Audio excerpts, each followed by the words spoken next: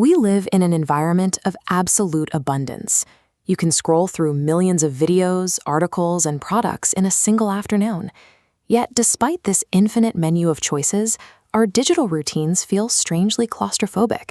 We feel stuck, predictable, exhausted by our own feeds.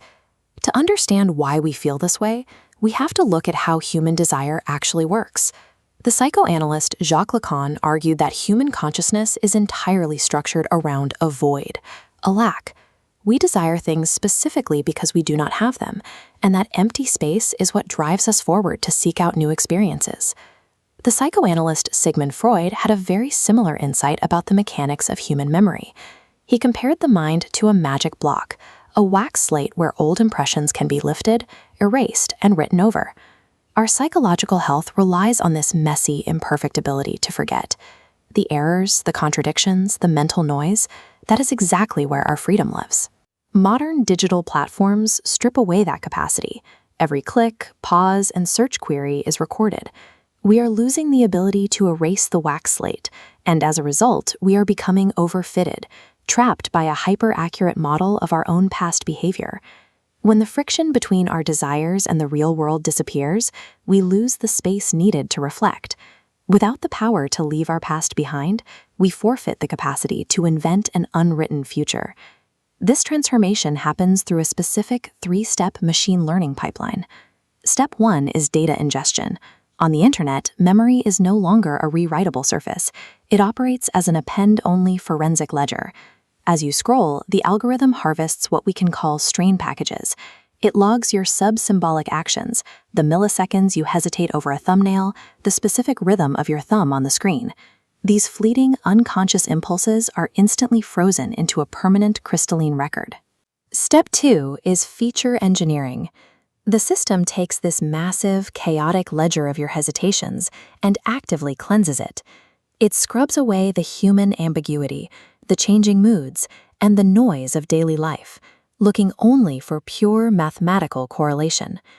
The result of this cleansing is your hallucinated avatar. The machine builds a cohesive, highly structured statistical profile of who it thinks you are, based entirely on the geometry of your past clicks.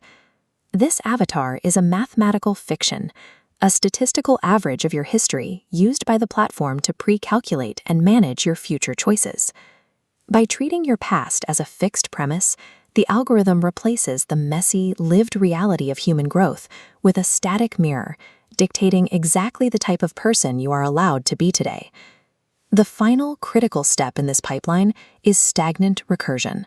The platform creates an enclosed digital environment perfectly tailored to that hallucinated avatar, feeding you content that matches its precise statistical boundaries.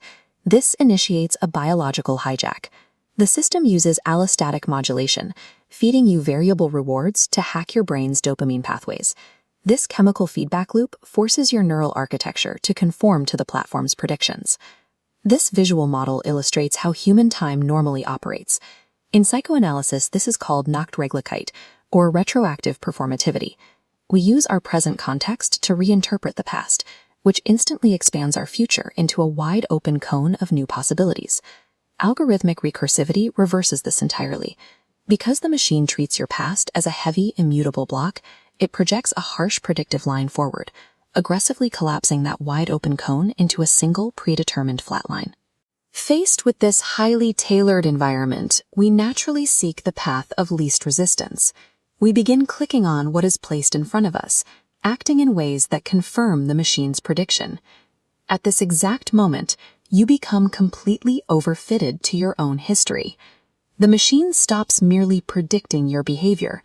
By preemptively solving your desires, it actively suffocates your reserve of becoming, the human capacity to change your mind. When the capacity to change is removed, the free human collapses into a terminal state. We become the hash subject. In this condition, human identity ceases to be a philosophical question about desire or purpose. Instead, keeping you engaged becomes a purely technical problem of data integrity and predictive accuracy. Here is the exact formula mapping this reality. The state of the overfitted subject equals the limit, as noise approaches zero, of your permanent digital history. Engineers push noise down to zero for perfect accuracy. But the noise they destroy is human unpredictability. If human desire requires an empty void to exist, then the algorithm's perfect statistical fit is the literal death of desire. This architecture of predictive suffocation acts as a form of sub-symbolic fascism.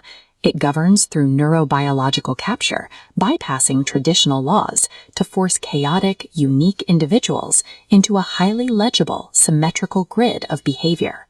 So how exactly do we survive an infrastructure that is explicitly designed to systematically eliminate our human capacity to change? The answer requires a deliberate rebellion in how we build our digital world. We have to design architectures that intentionally reintroduce noise, error, and variance back into our networks. We need systems that allow for friction. To survive the algorithmic age, we cannot let machines learn us too well.